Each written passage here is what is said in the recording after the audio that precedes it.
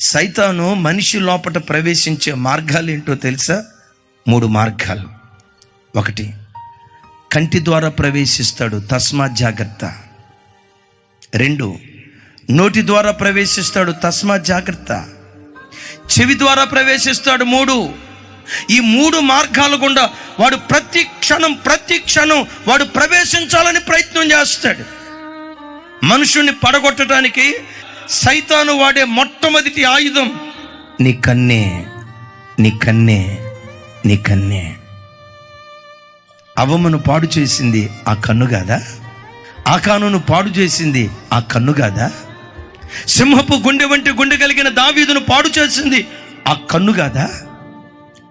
న్యాయాధిపతి అయిన సంసోను భ్రష్టునిగా మార్చింది ఆ కన్ను కాదా? అందుకనే ఈరోజు వాక్యం వింటున్న బిడ్డలరా, క్రైస్తవునిగా నీ బ్రతుకులో నీ చూపు విషయంలో జాగ్రత్త, నీ కంటి విషయంలో జాగ్రత్త. యేసుక్రీస్తు ప్రభువారు అంటారు కదా, దేహమంతటికి దీపము నీ కన్ను మంచిదైతే దేహమంతా వెలుగుమయమై ఉంటుంది.